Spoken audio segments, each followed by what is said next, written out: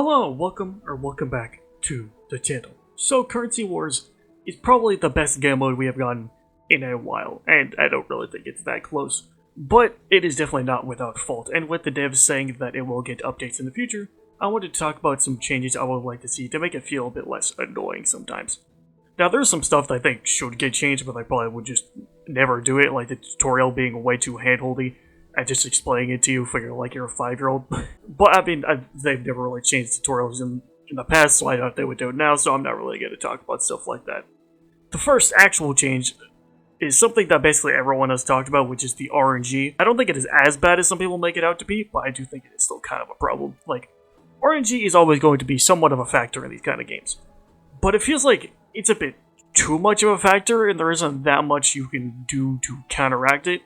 Like, you can get different buffs that can help you guarantee different, types of characters and things, but again, that's just more RNG. And, yeah, you do get rerolls for, the buffs and the different fights, but that's still just more RNG, that's not actually solving the problem. And, you do need a bit of that to make every run feel different, but there has just been way too many times where, I need a specific character, and the game either just, refuses to give them to me, or I get them way too late and I just lose, which just does not feel that great.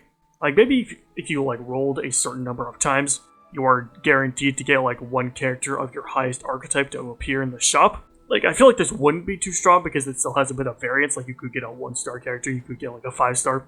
But it still helps you get at least some kind of upgrade instead of just rolling and hoping that the game gives you what you want. Some archetypes I feel are just also way better than others. At least from what I played, Blood Flame, and even, the skill point archetype are just really good, and then stuff like AoE attack and the Cosmic Scholar just feel kind of weak, and maybe that's just because of how I played them, because I only did one run with them, but they still felt just kind of weak. I also think it's partially because some archetypes rely on a lot more higher tier characters than others, so they're just a lot easier to set up. I mean, one of the reasons the Goliath comp is so good is because most of the characters you need are pretty low rarity. Compare that to something like Break, where you really need Himiko and Fugue to get it online, but besides just getting them online, some comps are just so much better than others. Aglaia is honestly just way too good for how easy she is to set up. Wow, who would have guessed letting a character get infinite speed and is guaranteed to get an item that makes you do more damage with speed would be broken. I doubt that they would actually nerf her, but they honestly should. At least nerf the item that makes you be able to stack speed infinitely. Because she honestly just makes runs way more boring, at least to me, because you just see her constantly since she's a 1-star, and is basically just a free win, so you're just encouraged to play it all the time. But also, some other archetypes like Wolf Hunt just feel kind of underwhelming. Now, maybe I just didn't play them right because I only did one run with them, but I just feel like they weren't really doing that much. But even besides just the actual archetypes, I feel like the timers on the fights start way too early and are way too strict in the normal fights. A lot of time, it starts before your on-field characters can even do anything. And it often makes it so I lose on normal fights more than the actual bosses because the timer goes by before I even run out of actions, which just feels like it should be the other way around. Why are the normal fights harder than the bosses? That doesn't make any sense. And speaking of difficulty, there are a lot of fights, especially for occurrences, not even, the harder versions, the normal ones, where the enemies will act before you can even do anything, and you just lose. I think this is mainly a problem in the third plane. I feel like the difficulty spike between the second and the third is way too big. And if you lose a fight later in the game, get ready to lose more than half your HP. Now, this isn't every fight, but it has happened often enough for me to get kind of annoyed by it, mainly from the Amphorius enemies. I don't remember what they're called, the orange ones, because of just how fast they are.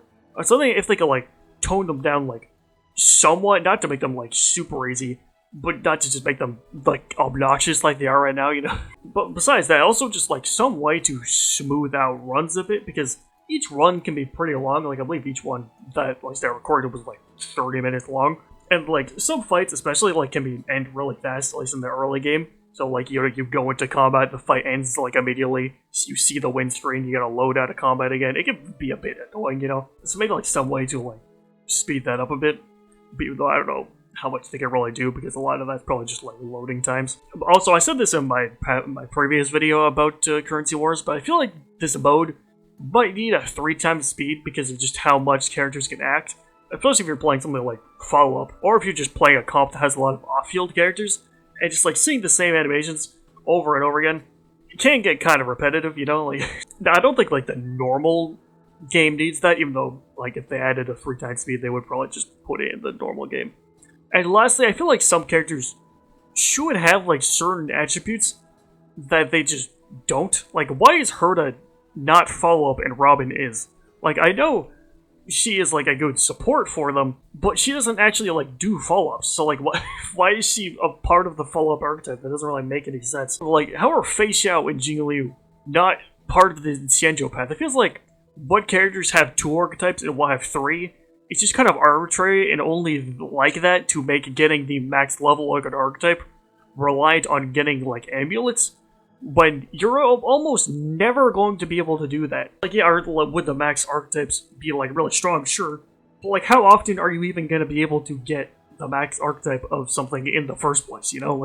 Also, one thing I just realized I forgot to mention, they need to fix the auto-targeting in this mode. Like, there have been so many times, especially with someone like Ceridra, where they will just target like the completely wrong character. Like, I will be playing something like, I don't know, like Finon or Labrulinae or something, and then they will just target like a support or something, and it's like, why are you why are you targeting just another random character? Like, I wish we could select what characters we want our supports to, like, or at least our off-field characters to target, because I feel like that would make some of those situations a lot less annoying, because it's not just anything you could do about that, because like it just like chooses who it wants to target. Now, do I think any of these like ruin the mode? No, the mode is still really fun, and there is a reason so many people are enjoying it.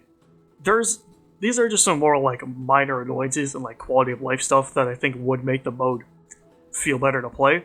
Now, will they actually, do any of these changes? I have no idea, since it really just depends on how they do the updates. I mean, I would assume that they're mainly going to focus on, just adding new archetypes and characters to it, which does make sense, because I think that is the main thing that would keep it fresh for a lot of people. But I do hope that they also do some quality of life stuff for it as well, since I can see once the actual hype for it dies down, people being a bit more annoyed by these things. And they have been, good with the quality of life recently. Like, the farming changes they just did were really good, but at the end of the day, it's kind of just up to the devs to decide if they actually change any of these things or not. But what do you guys think? Let me know in the comments below, like, subscribe, and I will see you in the next one.